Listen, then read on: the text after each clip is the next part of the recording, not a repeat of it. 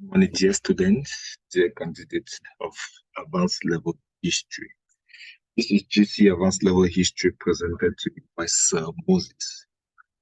Now, today our main focus will be paper 3, and the paper 3 will be advanced history section C, war, revolution, diplomacy, from 1702 to 1919.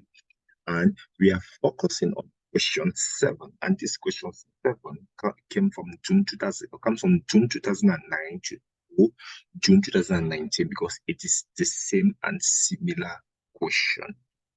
Good. Now, once more again, welcome, dear candidate.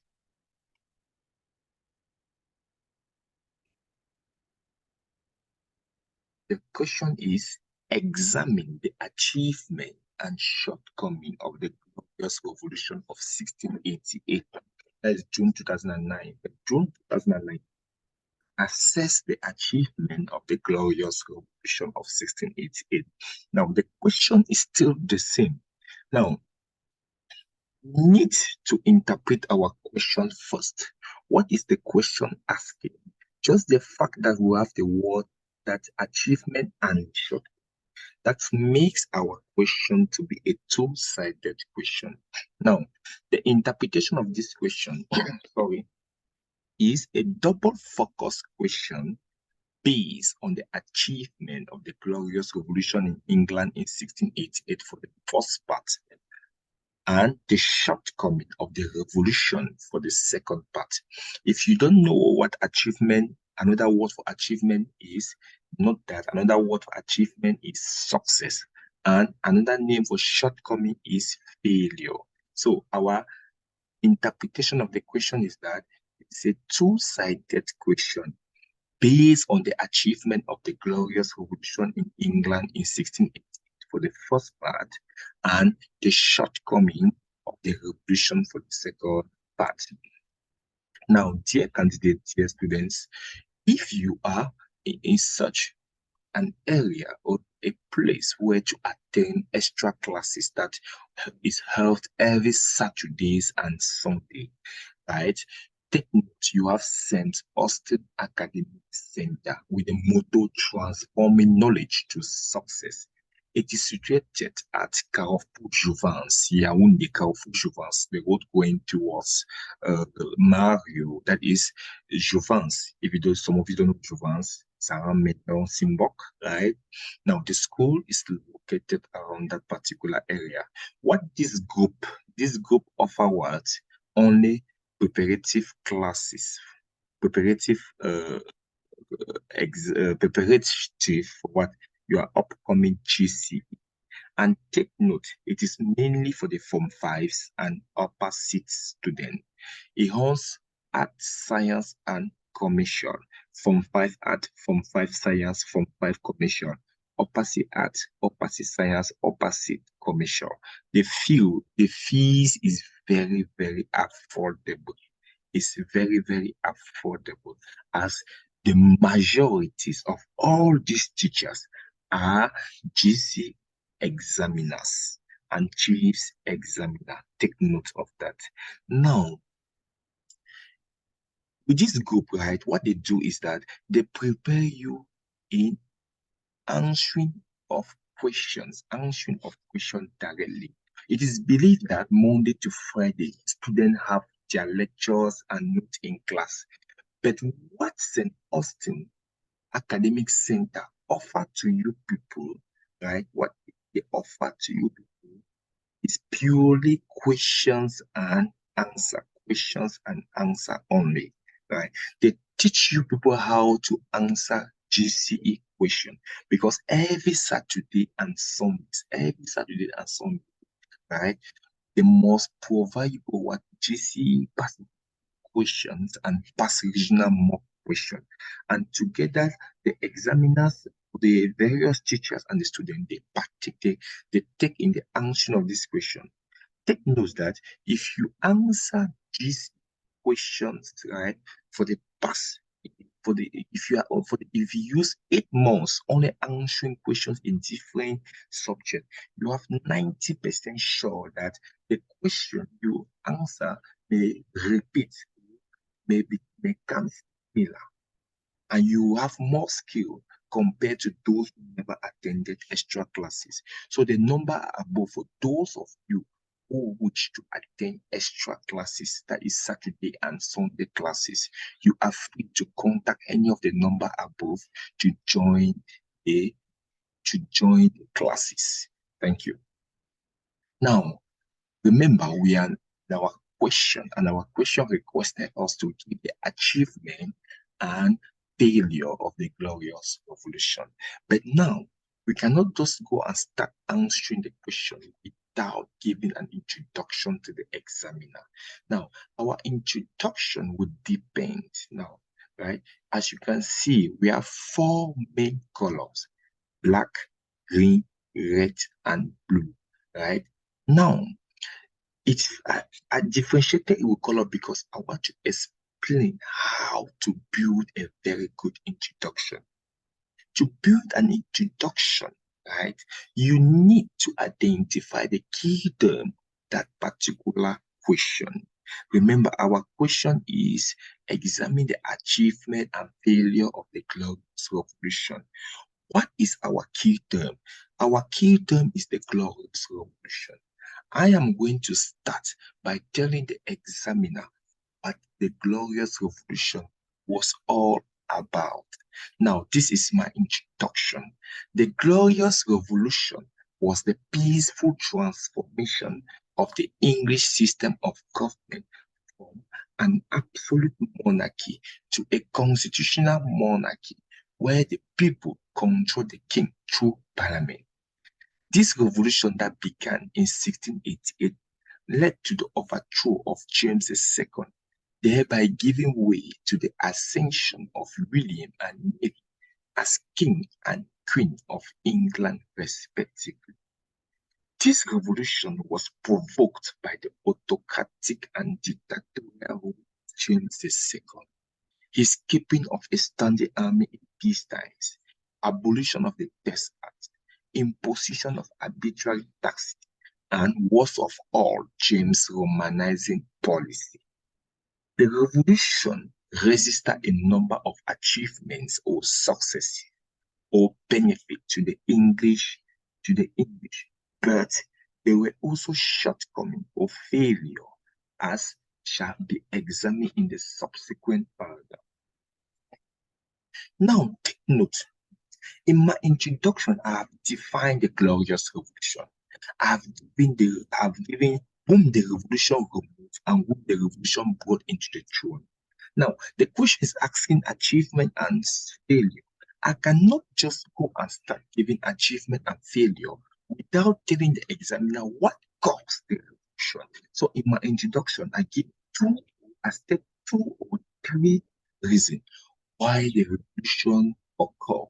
Then, my last part, I link my question answer. For example, where I say revolution is achieved or benefit to the English, but there were also shortcomings, failure, as shall be examined in subsequent paragraph.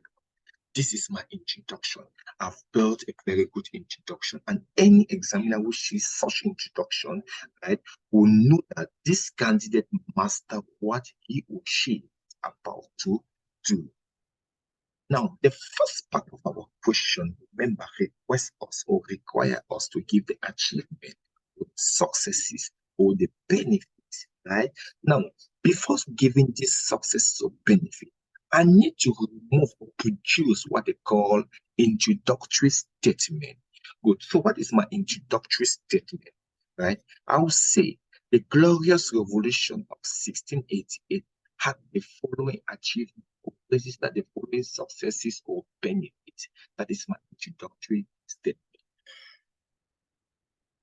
Now, to begin, the revolution successfully led to the fall of James II from power, giving way to the legal and joint accession of Mary and William to the English throne, which was the first of its kind in the history of the world.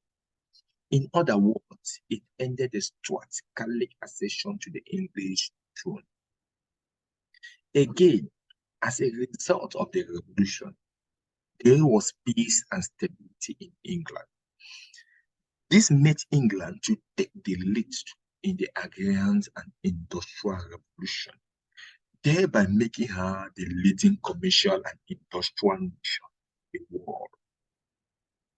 Also, the revolution reaffirmed parliamentary supremacy over the crown. The Bill of Rights passed after the revolution and other acts granted limited powers to the English monarchy. In other words, the king could rule England only through parliament. Therefore, the struggle between the king and parliament came to an end.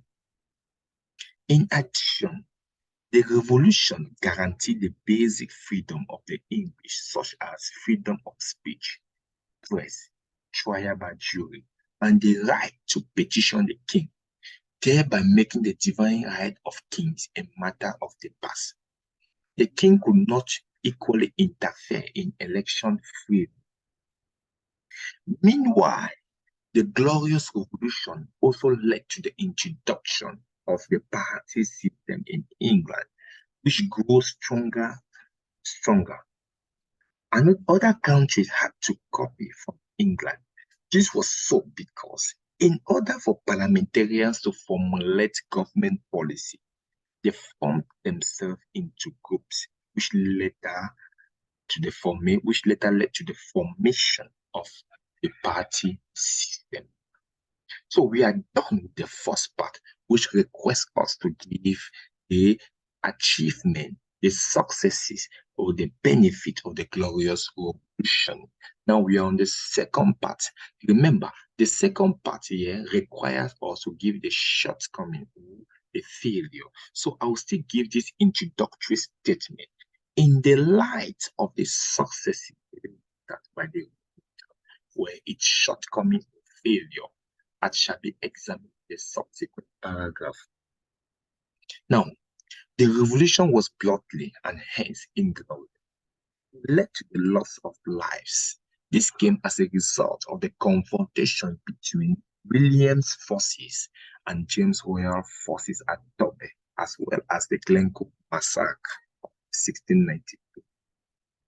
In addition, the revolution equally led to the destruction of important state symbols.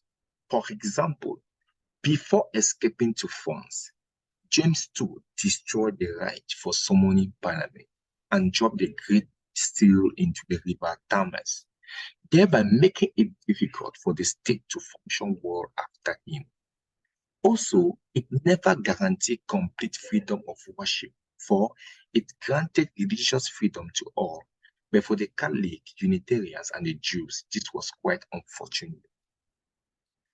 Again, the revolution proved that the English could not be trusted. They convened with a foreigner to dethrone their legitimate king. For example, the closest collaborators of James II, such as and George Hill, deserted their master and joined the invaders.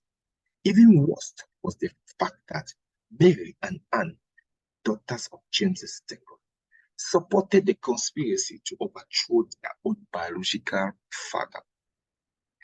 Conclusion of the question. Now we are concluding. Judging both analysis, the Glorious Revolution was more of a blessing to the English, perhaps because its achievement were more than its failure or shortcoming. This is the end of the question. Now, take note that this question can also be set how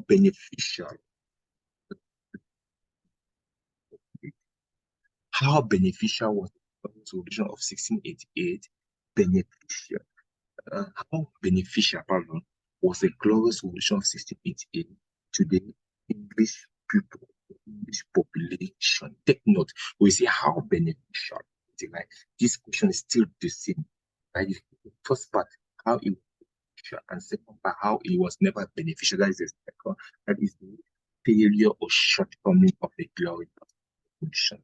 This was presented to you by Sir Moses. I equally come back for this particular extra class extra classes is all the subjects. It is all what the subjects. All your subjects are just a very affordable price. A very affordable price. Let me just talk about level. The O level, even you are offering a level subject, right? You just need to pay 6,000 pounds per month to do what? To study all these 11 subjects, whether it's 11, 7, 8, 9, 10 at St. Austin Academic Center. You just pay a sum of 6,000 to study all these subjects. It is not expensive. The same thing with the advanced level, just pay a sum of 6,000 per to study all your subjects, right? Remember, pass GCE questions and regional mock making the form of work are given to students free. Are given that means that they give you handout in the form of question, and when you come with that book every Saturday and Sunday, one particular 2 or 3 questions of past GCE question always answer, always answer. So, dear candidate, dear student, here comes the end of this full and peaceful class that was organized to enlighten students on how to answer questions. So if you are facing any difficulties in answering questions and you are far, whether Joanna, Bafusam, Biabda, and the rest, right? You are free to contact my number 679-199-217. You can equally join the WhatsApp, the starting WhatsApp, as these extra classes for those who are far from home, right?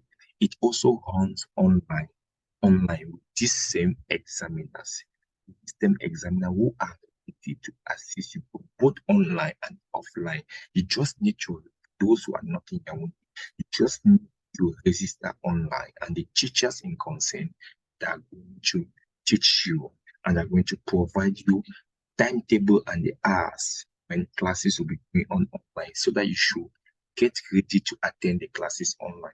This was Sir Moses. Thank you.